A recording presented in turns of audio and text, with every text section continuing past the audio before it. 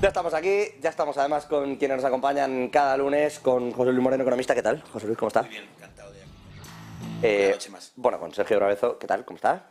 Muy bien, buenas noches. Sergio, que es doctor y profesor asociado de gestión pública en la UNIR, y con el profesor de economía aplicada de la Universidad Rey Juan Carlos, Iván Ayala. Iván, ¿qué tal? Muy bien, encantado de estar otro lunes más aquí. Hoy les hemos puesto micros para que hagan como de reporteros, en realidad.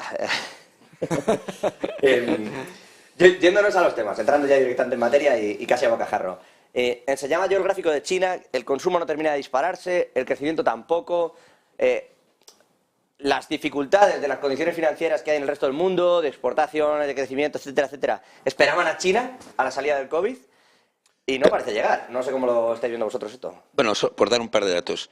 China ha crecido 3%. Es el peor dato en 45 años. Se esperaba que creciera mucho más y además China necesita un mayor crecimiento para abarcar a esa población que tiene. Más datos. Se está produciendo una ralentización de lo que es el crecimiento de la población. E incluso ya se ha anunciado de que India va a tener más habitantes que el propio China, ¿no? Y luego, esto del globo, Estados Unidos se ha cogido un globo, con el globo, y está señalando claramente que su contrapoder no es Rusia, sino que es China. Entonces, si nosotros sumamos a los temas que tiene Estados Unidos pendientes con Estados Unidos, que son el famoso TikTok, el famoso Taiwán, si sumamos además esas decisiones que ha tomado en la legislación para que nada que tenga que ver con la inteligencia artificial y nada que tenga que ver con las nuevas tecnologías se pueda hacer con empresas chinas, incluido el famoso Huawei y el 5G, bueno, pues China lo tiene complicado, porque sin el apoyo de otros países del mundo, China solo no puede. Y desde luego la política COVID-0 ha perjudicado mucho a la población china. Yo creo que han extendido demasiado esas restricciones, esas decisiones que han tomado en China. Pues dos cositas muy breves. A ver, hace tiempo que China quiere cambiar su modelo de crecimiento, está transitando hacia un modelo de crecimiento más basado en la demanda interna, ¿no? Estos son los planes que van haciendo. Precisamente en el último congreso esto se establecía también, estos planes para cambiar. Esto por un lado, y tiene problemas para hacerlo, porque tiene problemas para generar a pesar de que es uno de los grandes milagros económicos del siglo XX, la transformación económica y el incremento de renta de China, es cierto que tiene muchísimos problemas de los que todos somos conscientes. Por tanto, primer punto. Segundo punto, China, durante los últimos 2 o 3 años, se ha beneficiado, esta política de COVID-0 que decía José Luis, le ha permitido no incrementar el gasto público de una manera excepcional. Esto ha tenido un impacto negativo en el consumo, claramente. ¿Cómo ha logrado soslayar China durante estos últimos años esto? Pues básicamente con las políticas expansivas de gasto público, entre otros de Estados Unidos. Es decir, el gobierno estadounidense estaba financiando la caída del consumo chino a través de la compra masiva durante los periodos del 2020, de confinamiento, 2021, de gasto público y de ayudas sociales. Esto, claro, permitió soslayar un poquito el problema del crecimiento, pero entramos en el tercer punto al que quería añadir, y es la guerra comercial entre Estados Unidos y China, que efectivamente está teniendo un impacto y que esto va a tener un impacto en los próximos años, porque se está reconfigurando todo en este sentido. Tenemos las guerras comerciales en la OMC, que está prácticamente paralizada, las sanciones que ha puesto Biden, que son históricas, ni tan siquiera Trump puso estas sanciones. Es un paso histórico en las relaciones comerciales de China y Estados Unidos. Entonces, en todo este punto creo que China lo tiene difícil, y con esto acabo, pero no es que China lo tenga difícil. Es que la interdependencia del comercio internacional hace que si China lo tiene difícil, el resto de las áreas económicas mundiales también van a pasar por un momento problemático, como puede ser Europa o Estados Unidos, y en esa curva, en esa inversión de curva de rendimientos, a lo mejor se esconde algo de esto. Yo ahí añadiría algo que para mí es bastante importante, es el endeudamiento de China. China, lo que sería su gobierno, su Estado, 68% de deuda pública, pero si analizamos, que es realmente como me gusta más analizarlo, entendiendo empresas, hogares y el propio gobierno, estamos alrededor del 280%. Mientras que Esto cuando lo comparamos con países como Estados Unidos es alrededor del 300. Por lo tanto, el nivel de deuda que ha ido asumiendo China estos últimos años ha sido bastante importante. Sumarle que a partir del 2020, como es obvio, caen las exportaciones de China. Ahí vemos una gran diferencia, pero yo no solamente me quedaría con eso. Toda la economía china. Exacto, sino hay un freno importante cuando congelas todo. Pues exacto, y de una economía de arrastre. Y luego hay que tener muy en cuenta que las exportaciones que hace China son de un bajo valor por lo general. Estamos hablando por lo general. ¿Eso qué significa? Que para tener beneficios, para que sea aportar valor al país, tiene que exportar en masa, muchísimo más de lo que tiene que hacer una Alemania, por ejemplo, cuando exporta productos de alto valor. Y dos puntos más, muy rápido, pero sí que creo que es importante. Me sigue preocupando muchísimo, sobre todo en China, el tema inmobiliario. Evergrande sigue siendo su gran lastre dentro de lo que es la economía privada, esas ciudades fantasmas que todos hemos podido ver, pero que obviamente la construcción pues, es muy golosa para todos los gobiernos. Y finalmente, ahí va con la política exterior y con todo lo que ha sucedido. Yo soy de los partidarios y de los que veo que vamos a una política de bloques nuevamente. Estamos en ello, ¿no? Exacto. ¿Qué significa? Que China es verdad que tenía que salir a partir del 2020, las nuevas políticas de COVID-0, tendría que haber salido, creo que has hecho la pregunta anteriormente de, ya deberíamos estar saliendo. Sí, pero es que ahora se ha encontrado con otra barrera de entrada, que es la política de bloques. Déjame, sí, tengo como un par de preguntas a raíz de lo que habéis dicho. Pero Dos temas de China, dos nombres, ¿no? Primero, todo el proceso que está habiendo en Occidente para traer industria que se había ubicado en China a países más occidentales. Hay un movimiento, por ejemplo, en Estados Unidos muy vinculado a México, ¿no? Que México sea el lugar donde se puedan establecer esas factorías y nosotros pues, podríamos tener claramente en Europa, pues desde Marruecos a los propios países de Europa. Y luego hay un nombre muy importante que no hay que perder de vista, que es COSCO. COSCO es una empresa creada en los años 60, que es pública, china, que cada vez controla más puertos del mundo. Ellos están apostando, el gobierno chino está apostando por lo que se dice trabajar la cadena de valor. Es decir, que en España tenemos el puerto de Valencia y el puerto de Bilbao, pero COSCO empezó, entre otros, con el gran puerto en la crisis subprime que tuvimos en su momento, con el puerto de Grecia, el principal puerto del Pireo. El Pireo, sí. Bueno, pues a partir de ahí... Que era privado, por cierto. Bueno, COSCO está trabajando, tiene más de 600 filiales en el mundo y además tiene miles de barcos cargueros, con lo cual es verdad que van a perder la potencia de la fabricación, pero es verdad que están tomando una potencia muy grande en la comercialización de lo que se va a fabricar, en el traslado de las mercancías de unos países a otros. Y esto, como ha comentado muy bien Iván, es parte de la conexión que tenemos a nivel mundial entre los mercados.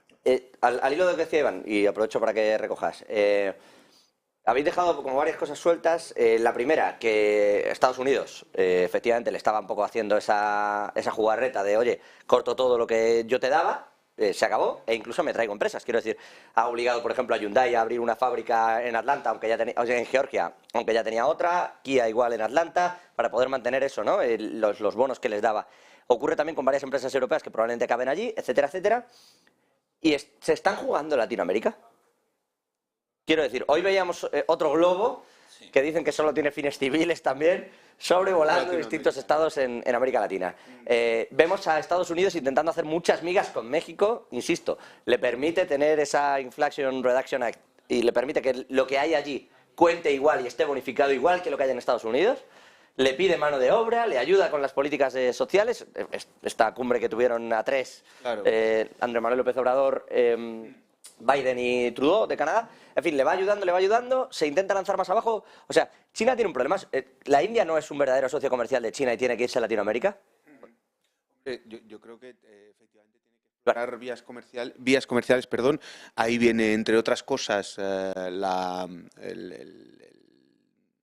no me acuerdo, el belt, El cinturón. el cinturón que está haciendo para tratar de soslayar algunas de las restricciones comerciales. No obstante, yo sí quería remarcar el hecho de que estamos entrando en un momento de cambio de época donde hasta ahora los grandes, uno de los países ganadores de la globalización en todos los aspectos, bueno, en buena parte de los aspectos, fue China, pero es que estamos en un momento donde esta globalización está llegando a un punto donde está superando sus límites. Estamos viendo las restricciones comerciales de Estados Unidos, pero es que también está respondiendo la Unión Europea. Ursula von der Leyen lo anunció en Davos. Vamos a intentar con el Green Deal, pero es que Alemania y Francia se van a intentar reunir con Estados Unidos para intentar reducir el impacto negativo de la Inflation Reduction Act, la IRA. Quiero decir, estamos entrando en un momento que a los historiadores económicos les tiene que sonar, que es el periodo de entreguerras donde de repente empezó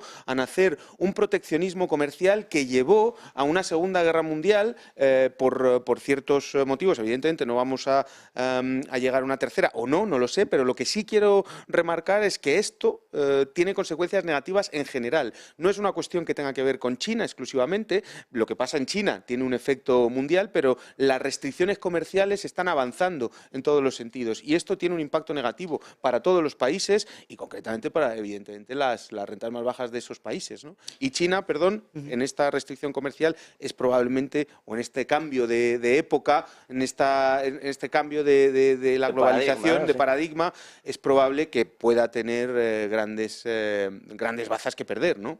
Porque fue uno de los ganadores. Pues sí, yo creo que uno de los análisis que me gusta bastante es ver qué ha estado pidiendo China y demandando respecto al resto de países europeos. Estaba mirando aquí una gráfica que tengo que me parece bastante interesante. Por ejemplo, el 50% de todo el carbón que se consume lo demanda China, lo demandaba hasta hace unas fechas muy cortas, así pasaba con desde madera, arroz, hierro, etcétera. Claro, estábamos hablando que son materiales primarios y cuando China tiene que comenzar a producir valor, tiene que cambiar frente a otro tipo de minerales, por ejemplo el litio. Curiosamente, Chile tiene las mayores reservas de litio hasta ahora conocidas. Veremos a ver qué sucede más adelante, porque ya sabemos que todo esto cambia de una manera bastante rápida. Yo creo que el interés por Latinoamérica en muchas ocasiones viene por este tipo de minerales nuevos que se necesitan para la producción, sobre todo tierras raras. Tierras raras. Sí. Sabemos que pues es una tierra muy nutrida, es una tierra muy fértil, es una tierra que da muchas posibilidades y yo creo que viene ahí ese interés que tiene tanto Estados Unidos como China en este caso, cuando pues esos balloons que vemos pues están ahí, pues entiendo que tomando información y viendo qué posibilidades hay para el desarrollo. Una cosita con respecto a lo que decías, Sergio, y con esto que me parece súper interesante, porque precisamente habéis nombrado Taiwán en un momento determinado como uno de los temas, José Luis, es que entre otros tiene que ver con esta guerra comercial y con el acceso a estos nuevos materiales como son los semiconductores, donde la cadena de valor es muy complicada, es muy compleja, la instalación de nuevas fábricas cuesta años y miles de millones, billions, como dicen, miles de millones instalados y por tanto es fundamental porque el 80% de los semiconductores fabricados, de los chips, se fabrican en Taiwán. Este es el gran problema y la gran lucha comercial por Taiwán y por lo cual están dispuestos ambas partes a poner acceso militar y a poner amenazas militares delante, porque es un tema crucial para el desarrollo del crecimiento de los próximos años. Por eso China tiene este interés. Se rumoreaba que el globo en cuestión espiaba para conocer un poquito el alcance de cualquier reacción en Estados Unidos si China pasaba a Taiwán. Bueno, los primeros globos fueron en Taiwán. Eso lo tenéis que saber. China empezó con estos globos del tiempo en Taiwán y luego ha pasado un paso más a Estados Unidos, que además los americanos que han seguido la ruta del globo, este globo ha pasado casualmente por encima de 4 bases, una de ellas que tiene misiles balísticos. Hostia. Es decir, que no ha sido una casualidad. Han esperado a que estuviera en el mar lo han derribado y evidentemente van a recoger los restos de todo de esta tecnología y vamos a acabar sabiendo todos qué es lo que hacía este aparato. Yo creo que el mensaje por parte de Estados Unidos ha sido claro. Luis, esa última parte lo dudo. No, perdona, nosotros no lo vamos a saber. Vale. Pero Que Estados Unidos ahora sí, el gobierno ahora sí. americano lo va a saber. Nosotros no. Estoy de acuerdo contigo, Iván. Pero ellos lo van a saber. Con lo cual, ese diálogo que ha habido este fin de semana entre China y Estados Unidos ha sido peculiar, porque ha sido como, bueno, te lo he derribado porque no tenía que estar aquí. Hoy este es un globo que realmente no era importante, no sé por qué me lo derribas, es un bien mío. O sea, ese debate incluso un poquito naif que ha habido entre China y Estados Unidos tiene su parte de guerra comercial, tiene su parte de guerra política y de estableciendo. Recordemos que un alto cargo, el secretario de Estado americano, iba a visitar China precisamente este domingo y casualmente el globo ha aparecido unos días antes, con lo cual yo en política exterior nunca creo en las casualidades. Sí, yo ahí añadiría, antes comentáis una cosa que a veces lo asumimos por el crecimiento de China, pero sí que quiero incidir en ello, que es China como país no crece en su totalidad. Hay una asimetría brutal y eso lleva un arrastre que tiene que los núcleos de negocio, los núcleos de riqueza, los núcleos de crecimiento, las partes de China que están abiertas al resto del mundo, sí tienen un alto crecimiento y sostienen a ese país, esas partes del país que está todavía en una situación rural, completamente rural. Entonces, hay que tenerlo muy en cuenta, que China son los núcleos de riqueza, los núcleos abiertos, los que pueden aguantar el resto del país. O sea, que se aguanta en unos ejes muy determinados y no en toda la globalidad del país. Una cuestión, antes de pasar a unos ámbitos un poco más nacionales, y además con la vicepresidenta de la Federación Nacional de Autónomos, de Trabajadores Autónomos, Celia, que la tenemos creo que esperando al otro lado, pero quería comentar un asunto más dentro de esta guerra que hay. En teoría, quien representa el crecimiento al margen de esos dos bloques en Europa es Alemania. Entonces, mientras están cayendo unas cosas por un lado y otras en otro, lo comentábamos la semana pasada, a Alemania incluso le cuesta dar los datos, o sea, por primera vez en años, en más de 10 años, no dio un dato por un fallo informático que tardó casi 8 días en resolver, por lo visto, ese fallo informático. No sé a qué se debía, no sé si ha caído todo el sistema de gobierno, pero claro que no lo dio. Están dando malos datos de PMI Sí. y llevan ya más de 70.000 millones de euros gastados en subvencionar la energía a los hogares. Yo, si me permites, Alemania está en una encrucijada política, militar y económica. Alemania confió hace unos años, hace 12 años, en el gas ruso, en la alianza entre Alemania y Rusia para el suministro de gas y de petróleo parecía inquebrantable, porque había un montón de políticos, sobre todo socialdemócratas, en el ámbito de las empresas rusas. Parecía que esa alianza no iba a haber ningún problema. Se cerraron, de las 17 centrales nucleares que tenía Alemania, se cerraron 13, quedaron 4. Ese 26% que tenía de energía nuclear Alemania se ha bajado al 6%. Ahora mismo cerca del 31% de la energía en Alemania procede del carbón. Es una discusión que es más sostenible si la energía nuclear o la energía del carbón. Y el gas ha bajado al 11%. Es verdad que Alemania tiene ahí una bolsita de 200.000 millones de euros para subvencionar, ayudar a pagar las facturas de la energía de un lugar muchísimo más frío que nuestro país. Claro, si aquí claro. hace frío, no digamos allí. Y luego tenemos que Alemania había creado un ejército para la defensa y ahora se está planteando si tiene que transformar el ejército para otra cosa. Se está hablando en Alemania, hay cierto debate todavía muy incipiente sobre volver a poner el servicio militar obligatorio, hacer una mayor inversión en armamento, modernizar el armamento. Es decir, hay un momento de cambio en Alemania donde estamos dejando de lado los comportamientos naifs. La ministra dimisionaria de Alemania de Defensa era un ejemplo de lo que estoy comentando, que se atrevió a hacer públicamente unas declaraciones de que con los fuegos artificiales detrás en Año Nuevo, diciendo que gracias a la guerra de Ucrania con Rusia había podido conocer a muchas personas que no hubiera conocido si no hubiera habido esta guerra. Entonces, Alemania está en un momento crítico. Alemania es muy importante para Europa, es muy importante para España, es uno de los socios comerciales más importantes para nosotros. Si se constipa Alemania, nosotros también nos constipamos, pero es verdad que las cosas que están ocurriendo en Alemania los últimos meses son cosas que nunca pensamos que íbamos a ver. En el asunto de la energía, claramente, ellos están peor que nosotros. En el asunto de cómo van a encarar el futuro también, y eso es preocupante sin lugar a dudas.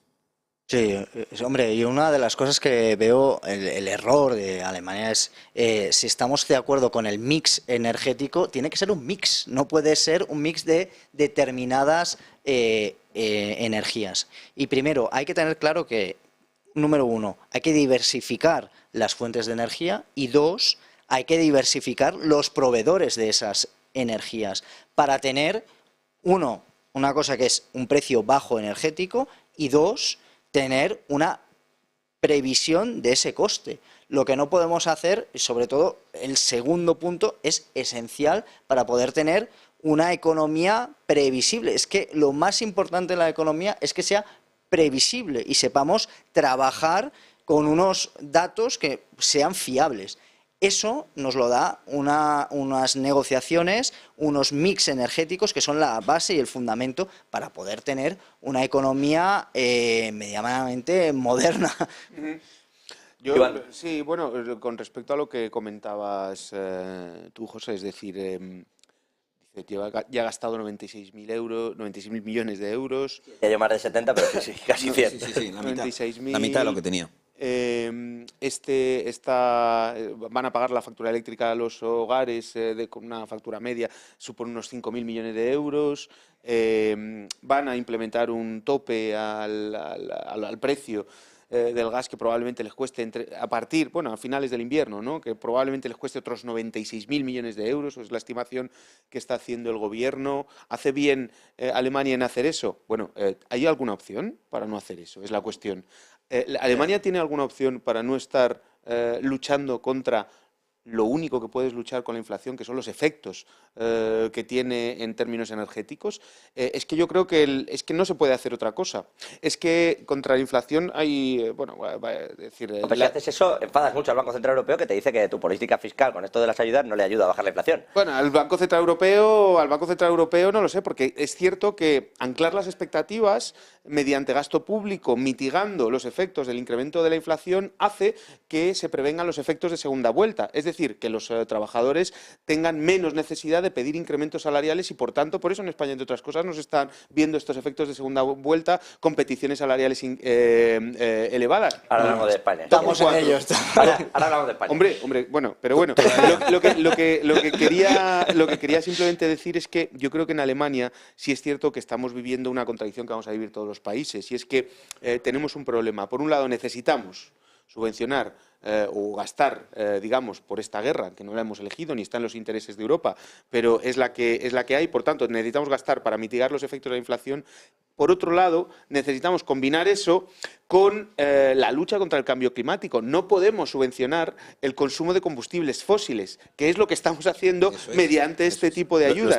Y este mix, este equilibrio en el que nos han metido por la guerra de Ucrania, y que vuelvo a repetir, la única forma de parar la inflación es parar la guerra de Ucrania, no hay forma, es un bucle bastante complicado al que se están enfrentando todos los países, y tendrá consecuencias industriales importantes. Pero Iván, ¿no te parece que esta guerra está dejando ver que el rey estaba desnudo?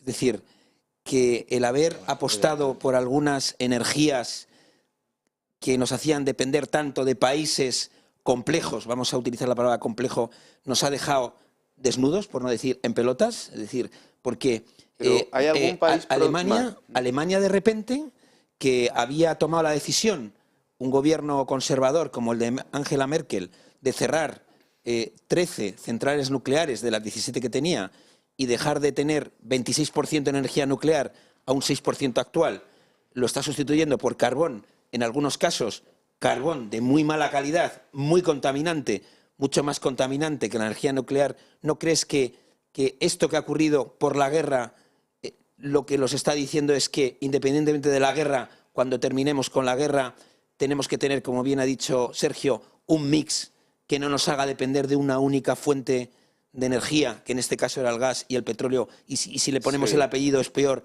ruso? Claro, lo que pasa es que no sé si hay alguna región en el mundo que sea estable, productora de petróleo aparte o de gas aparte de Estados Unidos. Entonces, sustituye Que lo está cobrando, por Rusia cierto. por Arabia Saudí, sustituye obsesión, Arabia Saudí por Irán. Pero ¿no te parece que la obsesión de quitar la energía nuclear Déjame responderte. ha sido O sea, que no quiere volver empujada? a la nuclear. No, yo Porque digo quiere que le no, responda lo que quiero. yo- y pues yo hace 40 años yo viví en Alemania. No, pero- Y en Alemania estaba lleno de pegatinas de estas de nuclear no gracias en Nindam, que era, ¿no? Y yo decía, ¿quién pone estas pegatinas? Bueno, pero ¿No solo te da una la sensación cosa, de que José vienen de los Luis, mismos que te venden el gas? La energía nuclear, si quieres, tenemos un debate sobre la rentabilidad de la energía nuclear, sobre la rentabilidad de las centrales nucleares, sobre el coste de producción y, sobre todo, sobre la peligrosidad a la que nos enfrentamos todas las civilizaciones con centrales nucleares. Pero esto yo creo que es un tema que es un poco más complejo para está claro. analizar. Lo que sí creo es que la generación de fuentes renovables es la única solución para evitar el incremento de consumo de combustibles fósiles, y eso yo creo que Alemania es uno de los países pioneros, y aquí en España llevamos años de retraso, pero necesitamos hacerlo para ser más soberanos energéticamente. Esta es la cuestión, soberanía energética. Yo aquí Y solo creo que nos hemos engañado, porque se tiene en la mente energías renovables de un tipo. Hemos olvidado hidrógeno verde, hemos olvidado combustibles sintéticos. Alemania está produciendo y es algo olvidadísimo, y hay empresas en Alemania que se dedican a ello. Se ha hablado de la nuclear, no hace falta las plantas nucleares de los años 70, estamos hablando de la actualidad. Luego estamos hablando de la hidroeléctrica, que parece ser que no existen saltos de agua y que no podemos utilizarlo en países europeos con una accidentalidad de su geografía muy alta. Por ejemplo, España es uno de los casos, y resulta que no lo vamos a utilizar. Es decir, vuelvo otra vez a lo que comentaba. No puede ser que digamos de boquilla que queremos un mix energético cuando en realidad es solo un mix de determinadas fuentes energéticas. A los tres os paro aquí porque tengo a Celia Ferrero, a la vicepresidenta de la Federación Nacional de Trabajadores Autónomos de ATA, al otro lado, también para todos vosotros, si queréis también comentar alguna cosa. Celia, ¿qué tal? Muy buenas noches. ¿Qué tal? Buenas noches. Bueno, ¿le han subido la cuota? Sí, han subido la cuota. A ver, no se la han subido a todos los autónomos, es cierto que ha habido, y esto no tiene que ver, y me gustaría aclararlo desde el principio porque hay mucha confusión al respecto, no tiene que ver con la reforma del reto, ya que el nuevo sistema de cotización entra realmente en funcionamiento a partir del 1 de marzo. O sea que el 1 de marzo habrá otra subida. Está hasta el 28 de febrero para cambiar la base. Entonces, esto viene por, digamos, en los presupuestos generales del Estado, la subida del 8,6 de las bases.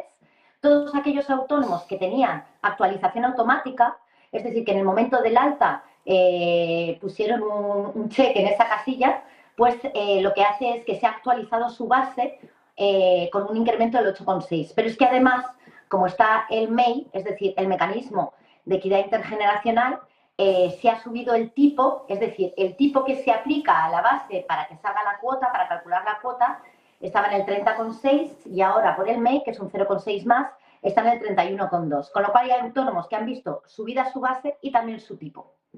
Perdóneme, ¿en marzo va a volver a subir la cuota?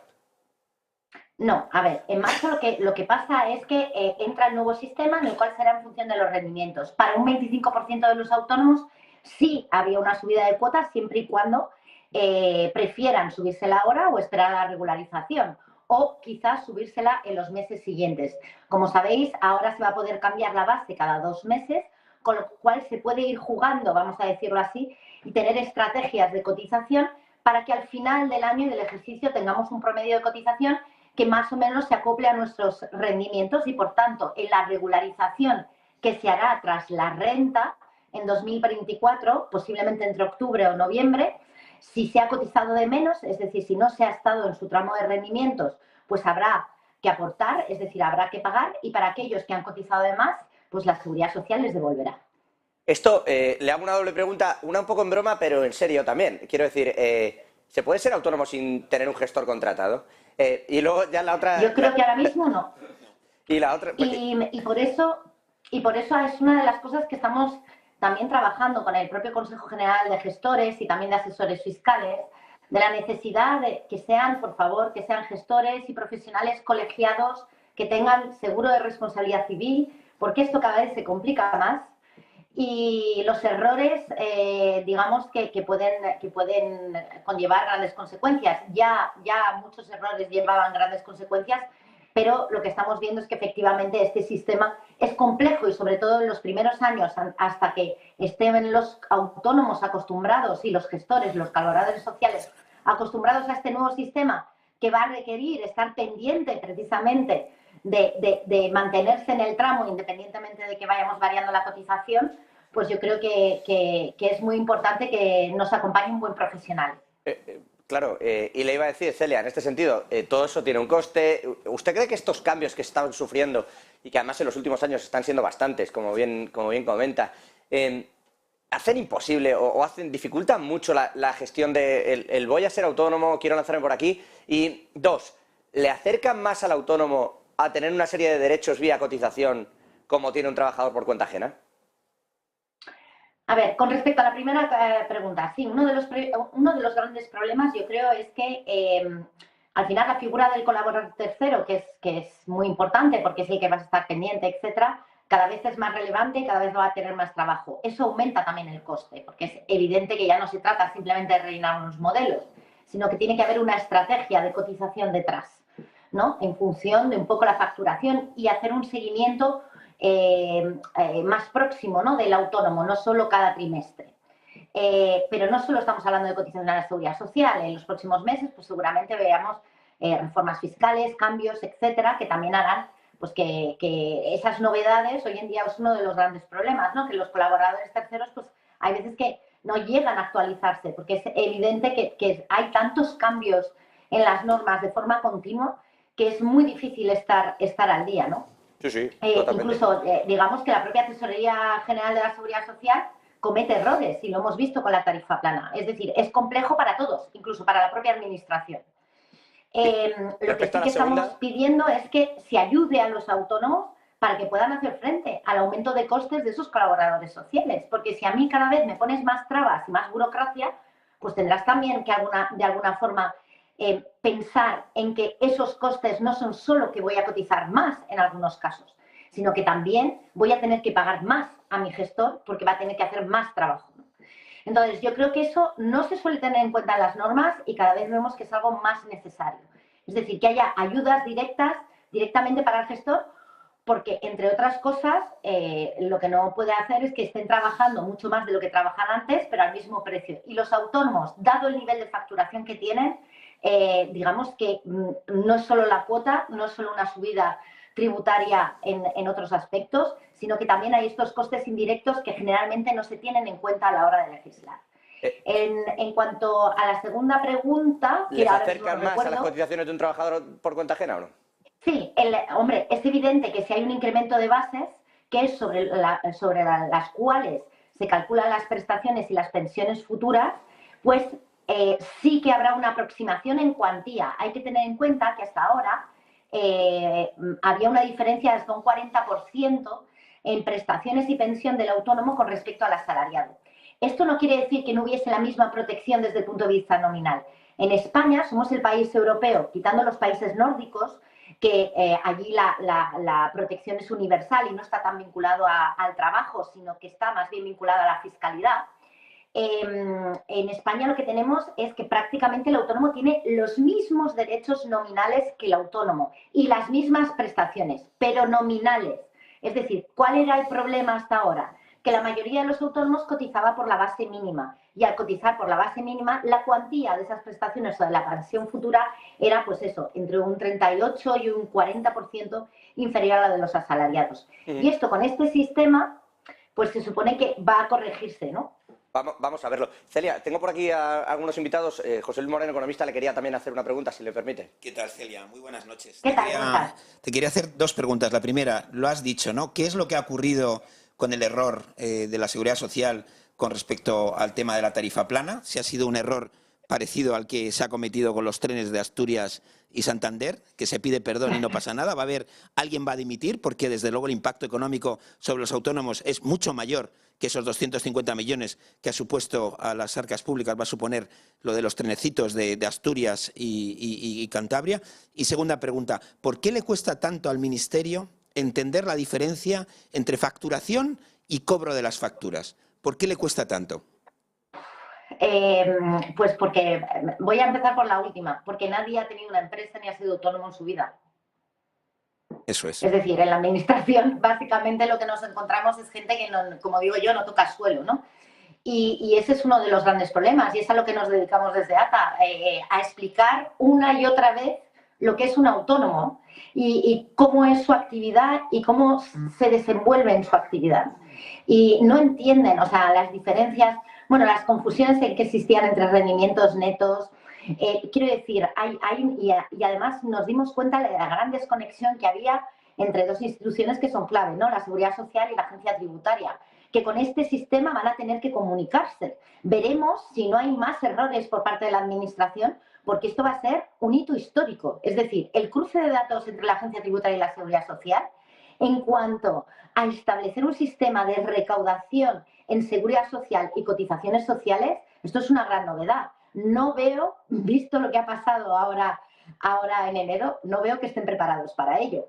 ¿Qué es lo que ha pasado en enero? Pues que como se está reformando el sistema para ponerlo en marcha realmente, para que a 1 de marzo funcione, pues todos aquellos que se han dado de alta, son 8.000 autónomos, que se han dado de alta como nuevos autónomos en enero, no se les ha contemplado, como la tarifa plana varía de los esquemas anteriores hasta el 1 de enero de 2023, era una tarifa plana con un esquema diferente y ahora se cambia a un nuevo esquema que sí que está ya en vigor desde el 1 de enero, pues ha habido una confusión entre el 1 de enero y el 1 de marzo. Y entonces se les ha pasado la cuota íntegra. Ahora bien, lo que me gustaría a mí y lo que nos gustaría a nuestra organización es que alguien saliese a pedir disculpas, pero no solo disculpas. Es decir, si un autónomo comete un error en cuanto a cotizaciones, oye, hay recargos. ¿Se lo cobran? Sí. Hay recargos. Y nadie ha hablado que se fuese. Han dicho, no, lo vamos a devolver. Ya, pero es que no hay que devolverlo solo. Es que si yo cometo ese error y a mí se me pasa pagar la cuota, a mí va a ir con un recargo. Con lo cual tiene que haber un recargo. Es decir, tiene que haber una parte indemnizatoria, ¿no? de ese agujero que le han hecho a muchos autónomos en este mes, que es pasarle prácticamente 300 euros cuando les correspondía pagar 80. Entonces, yo creo que ahí estamos intentando hablar con el Ministerio. Como sabéis, están muy herméticos últimamente. Entonces, ha dicho estamos intentando hablar. ¿En el Ministerio no les cogen? Sí, hablan con nosotros, pero es siempre lo estamos arreglando. Ya. Vale. Entonces, lo estamos arreglando, o sea, es como a nosotros cuando nos empiezan a saltar las centralitas, enseguida nos ponemos en contacto con ellos, oye, está pasando esto, darnos una respuesta. No puedes tardar todo un día en dar una respuesta cuando es el sistema el que está fallando.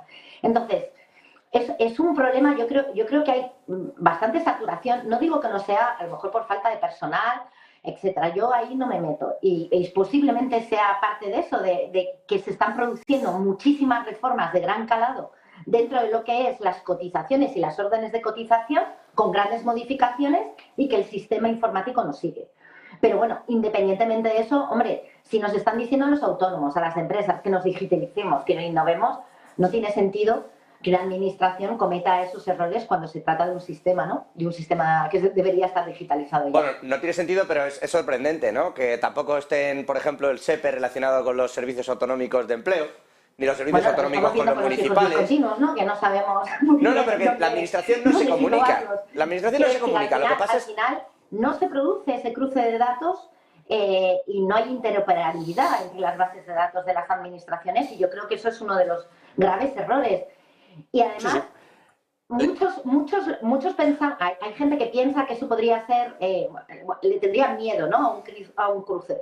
Pero si realmente al final existe interoperabilidad entre las administraciones y que hay un intercambio de datos, pues nos quitaría muchísimos quebraderos de cabeza a los autónomos y a los ciudadanos en general. Eso le iba a decir a todos, que no se te muera alguien, que Hacienda te lo cobra porque se sabe los datos, pero no te los da. Le quiere preguntar también Sergio Brabezo, doctor y profesor en la UNIR. Sí, buenas tardes. Muy rápido, y no es una pregunta que sea una broma. Habéis comentado que habláis con el Ministerio. ¿Con cuál? Sí. ¿Con el de Trabajo, con el de Seguridad Social, con el de Esto es Seguridad Economía, Social. con el de Hacienda? Porque llega un momento que afecta a... Hemos hablado que afectaba a Hacienda, hemos hablado que afectaba a Trabajo, hemos afectado a Seguridad Social. Evidentemente, yo... Con Seguridad Social, dice Celia. Sí, Solamente con Seguridad Social. La reforma del renta es solo Seguridad Social. En fin, Celia, no sé si quiere añadir algo más o si hablamos, si le parece, cuando le devuelvan el dinero a los autónomos, volvemos a hablar, a ver si cuadra la caja. Bueno, a ver si cuadra. Y sobre todo, yo creo que vamos a estar, y perdonadme el tono jocoso, porque habrá muchísimos autónomos que estarán, bueno, cabreadísimos y aparte con miedo, ¿no? Y preocupación por lo que va a pasar en los próximos meses con respecto a la reforma del RETA. Pero vamos, yo creo que nos va a dar mucho que hablar la reforma del RETA en los próximos meses. Tiene toda la pinta. Y dentro de ese tono jocoso lo digo porque o te ríes o te da algo, también te digo. Sí, es mejor reír que llorar. 300 eurazos para que te lo gastes en lo que quieras. Celia Ferrero, vicepresidenta de la Asociación Nacional de Trabajadores Autónomos de ATA, gracias por atendernos aquí en Negocios Televisión. Buenas noches. Gracias a vosotros, un placer. Buenas noches. Bueno, yo no sé, esto de la interconexión... Sí, Iván. Bueno, yo resaltaría dos o tres cosas. La reforma del RETA ha sido negociada por todos los agentes sociales, entre otros ATA, UATAE y todos los agentes, porque era una reivindicación de hace años, ¿no? No tanto de ATA, probablemente más de UATAE, pero todas las asociaciones de autónomos necesitaban transformar porque era un poco ridículo que lo que se estaba cotizando o lo que se estaba pagando por cotización social no tuviera relación con los ingresos, igual que pasa con un asalariado, ¿no? Que tu cotización, tu contribución a la seguridad social es un porcentaje sobre tu salario. Para que no es el mismo tipo de negocio, depende de que tengas. No, pero precisamente por eso, precisamente... El autónomo... No, sí, no, pero precisamente por eso lo que han hecho ha sido en función de las... que por eso ha estado ATA, ¿no? Que puedas ir ajustando en función de las bases, porque antes era un sistema tan malo que, como ha explicado muy bien Celia, te obligaba, o los incentivos eran a que todo el mundo cotizara por la menor base. Esto te impedía generar derechos, entre otras cosas. Nadie paga, por ejemplo, el subsidio de desempleo porque ni tan siquiera sirve y que nos estarán viendo los autónomos muy poquita gente. Esta reforma lo que hace es pues transformar un poquito nuestro modelo productivo y incrementa las cuotas de los autónomos, aquellos autónomos que ganan más, y las baja a aquellos que ganan menos. Y bueno, lo ha dicho perfectamente Celia, un 25% de los autónomos son los que van a incrementar. No, yo sacaría un poquito... Intentaría, por lo menos, sacar el debate político del debate económico acerca de cuál es el impacto de la reforma del RETA, porque si no, yo creo que ser autónomo ya de por sí es suficientemente complejo. Sí, lo que pasa es que cuando se equivocan ya no es un debate político. No, pero cuando bueno, se equivocan te cobran de más, luego la reforma no sabes cómo te la van a implementar. O sea, no es una cosa de debate político. Es que el sustito que tienes antes de que llegue marzo... Pero hablar de las consecuencias económicas del RETA es una cosa. No, yo ahí todavía no... Y hablar, que yo creo que es una reforma que se tenía que hacer y que todos los agentes sociales han estado ahí, ¿no? Y en segundo lugar, bueno, pues un error, evidentemente, que vamos a decir, es que es otro bache más en el camino de los autónomos, que es desde que inicias la actividad hasta que si la quieres que terminar, todo es un camino trufado de problemas. Ahí, Iván, ser autónomo en España es un reto en sí mismo. Es un reto en sí mismo. Esta modificación que se ha hecho de la norma deja de lado la diferencia, por eso se le pregunta a Celia, entre cuáles son tus ingresos y cuál es tu facturación. Y luego, no es un asalariado o un autónomo, porque realmente cuando tú le preguntas a un autónomo, yo he sido autónomo 12 años, ¿cuánto vas a ganar en el mes de abril del año donde estás? Es que no lo sabes. Claro. Realmente, salvo que seas un falso autónomo. Reforma lo que hace, pero si eres un autónomo real, que puedes modificar tus bases en 2 años y además luego si has pero, pagado más te devuelves. Pero la burocracia que hay asociada a ese proceso de modificación es muy grande. Las mejoras y los cambios regulatorios siempre tienen un coste. Yo lo que digo es que este coste merecía la pena para cambiar y para acercarnos a otros países donde las cuotas se asemejan a lo que ganas. Que es que lo que no tenía sentido en este país era que por eso teníamos una tasa de pobreza tan alta en los autónomos. con respecto a los asalariados, porque tenías que pagar 300 euros independientemente de cuál era la cotización, o sea, independientemente de cuál era tu salario. Es que había gente que pagaba el 90% de ganaban su... Esto no tiene ningún 650 sentido. y pagaban Entonces, 300, claro que hay problemas entre la facturación y la factura, pero eso lo conocen los autónomos desde el inicio uno de la historia de los autónomos. Pero es que el problema vamos a ir modificando estas cuestiones para limar una buena reforma. Y vamos a tener tiempo hasta marzo para ver si funciona. No, a ver, el problema es justamente que tengas una cuota ya para poder trabajar, o un impuesto para trabajar. Eso es lo que se enfrenta un autónomo, y eso es un verdadero problema desde un inicio. Bueno, no puede ser que... empecé un trabajador en teoría por cuenta ajena, ¿no? Yo tampoco quiero hacer ahora de agua del diablo, pero cuando yo contrato a alguien ya pago por él también una cotización solo por el hecho de contratarlo. Más allá de lo que luego me genera el trabajador. No es un impuesto, es una contribución. Si son dos cosas diferentes. Porque una contribución te da derecho a un acceso a servicios sociales, un impuesto lo pagas por ser contribuyente y por ser sujeto pasivo. Bueno, son dos cosas completamente diferentes, y por eso se llama... es que tenemos un país que se financia con contribuciones sociales. Este es un problema. Yo lo financiaría más con impuestos. Sergio, rápidamente. En ese sentido, es que claro, mira, es que acabas de decir algo, es que se tendría que generar, es que financiar mediante impuestos, no mediante las contribuciones sociales. Estoy de acuerdo. Y además y también te digo, la elección de una persona que pueda asegurarse, en el caso de que crea que es necesario para él, por el sector privado, yo creo que es una buena posibilidad. Hay seguros por desempleo, hay seguros médicos, hay seguros de todo tipo. Bueno, eso eran antiguamente los llamados profesionales liberales, que de hecho se quedaron claro. Muchos de ellos cuando se hizo la primera reforma tuvieron la opción de quedarse así. Y hay mucha gente que efectivamente o has cotizado tú, o sea, o has puesto tú en un plan de pensiones y cotizado tú en un seguro. Y que también... Que también hay que entender que un autónomo es hay una profesión detrás, no un puesto de trabajo. Y eso es lo que hay que verlo. Última cuestión, y casi brevemente, que en realidad me he quedado sin espacio y tenemos que ir con Javier del Valle, que tenemos también varios temas.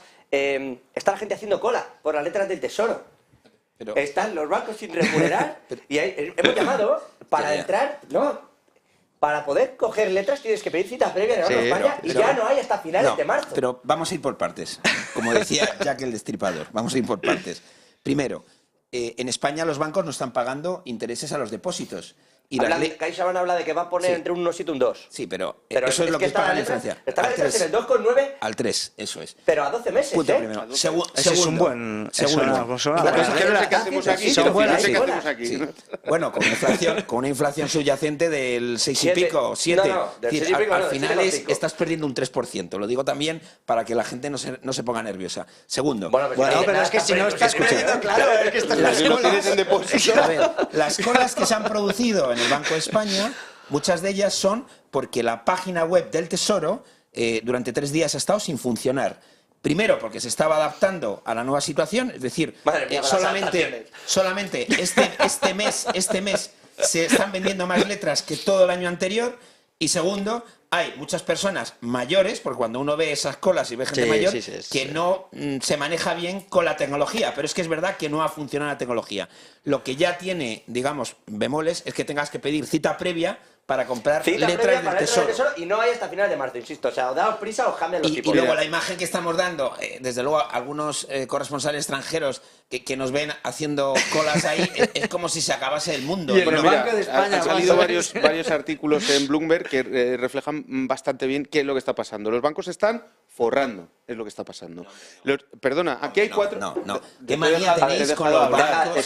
Sí, pero no, dejado hablar, yo creo que es una pasada esa afirmación. Pero déjame explicar por qué los bancos están forrando. Esto es consecuencia exactamente de eso. Primero, subida de tipos. Desde el 2022 hasta ahora tenemos un 3%. Espérate un segundito. ¿Cuánto han subido los depósitos? Perdona, porque es que yo no... ¿Cuánto han subido los depósitos? Estamos con un diferencial con respecto a lo que han subido los bancos alemanes o los bancos franceses de más de 1,5 punto de diferencial. Es decir, los bancos alemanes y franceses sí están trasladando la política monetaria del Banco Central Europeo a los depósitos. ¿Qué es lo que está pasando en España? Que no lo están trasladando. Lo unimos. Esta política de embolsarse la subida de tipo de interés junto con las subidas de las comisiones que hubo en los últimos 10 años porque supuestamente los tipos de interés eran demasiado bajos, lo que tenemos son beneficios récord de los bancos obtenidos en España, del BBVA y del Santander, de los últimos 15 años. Es que no tiene ningún sentido lo que están haciendo. diciendo, y es que esto ya no estamos hablando de una cuestión de justicia, sino de eficiencia y de transmisión de la política monetaria, que es lo que están haciendo o poniendo baches, entre otros, los grandes bancos españoles. Y esto es a lo que me estaba refiriendo acerca de los bancos se están forrando. Iván, eso, primero, me parece que es una expresión demasiado radical que no tiene sentido. Dinero, sí te parece, ¿no? Que no tiene sentido, sobre Hombre, todo tienen que ganar con dinero, lo están para eso, fundamental no están para que es otra el cosa. sector Los financiero ricos de los que hablemos para las son pymes. reales, Pero primero, ¿por qué los bancos todavía no están trasladando en la remuneración de las cuentas? Porque los bancos tienen depósitos suficientes ahora mismo para prestar la demanda de dinero que está habiendo. Es decir, si hay una política restrictiva de crédito, lo que no tiene sentido es que tú como banco penalices los depósitos que tienen los demás cuando sabes que no vas a poder dar créditos. Porque lo que está haciendo el Banco Central Europeo es enfriar la economía. Lo que está haciendo el Banco Central Europeo es que haya menos personas, menos empresas que pidan préstamos, porque son más caros. Entonces, hasta que no se produzca ese ajuste, los bancos realmente no saben cuánto van a tener que remunerar por esos depósitos, que en muchos casos son depósitos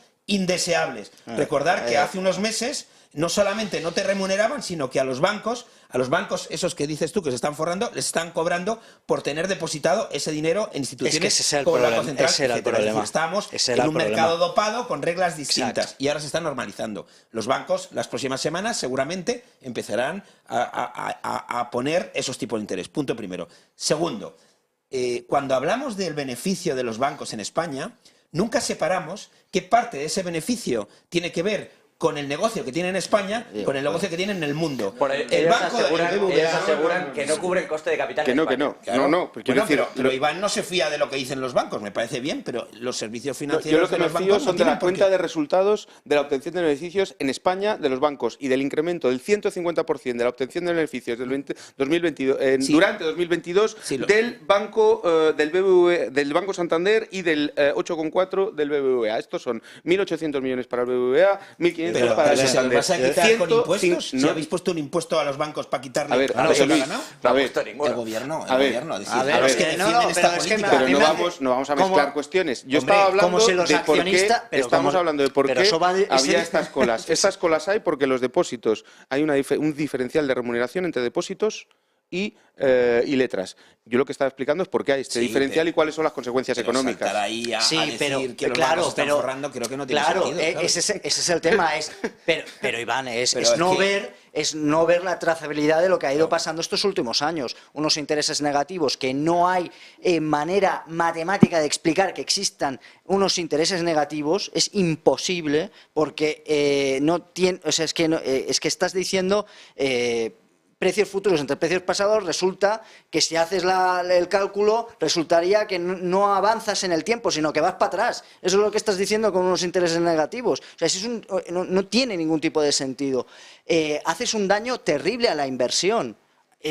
¿Cómo puedes tú querer invertir si existen tipos de intereses negativos? Y evidentemente, una de las cosas que se critica es ¿tienen beneficios estas empresas? Sí, claro, evidentemente, son empresas, son bancos, están para tener beneficios.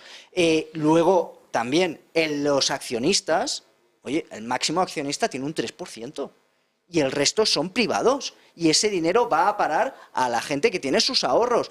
Yo estoy orgulloso de que las empresas españolas tengan éxito, en este caso las bancarias, si es en España y además fuera en el extranjero, puedan asumir aquí y se queden aquí esos beneficios y encima se reparten entre los diferentes accionistas que son privados. Yo solamente y personas recordar una iguales, cosa a los oyentes. Si no tienes beneficios, no pagas impuestos. Si no tienes beneficios, no contribuyes a los gastos del Estado. Te los puedes desgravar para luego. Que tengan beneficios las empresas españolas es bueno para todos En algún nosotros. momento he dicho que obtener beneficios sea malo. Lo que estoy explicando es el pero, diferencial la expresión. los bancos están forrando. Los bancos están forrando porque entre otras cosas, las últimas medidas han aprovechado y han hecho este tipo de cuestiones. No significa que todas las empresas sean malas a obtener beneficios. Estos beneficios, que son extraordinarios, son muy concretos y tienen un efecto perverso en la economía. Vamos a hablar de deuda ahora con Javier del Valle, que vais a reír también, quedaros por aquí. Iván Ayala, profesor de Economía Aplicada en la RJC, en la Universidad de Rey Juan Carlos, gracias. Muchísimas gracias. Sergio Bravezo, doctor y profesor asociado de Gestión Pública en la UNIR, y José Luis Moreno, economista, gracias. Mira, un placer. Quedaros. Os vais a reír muchísimo.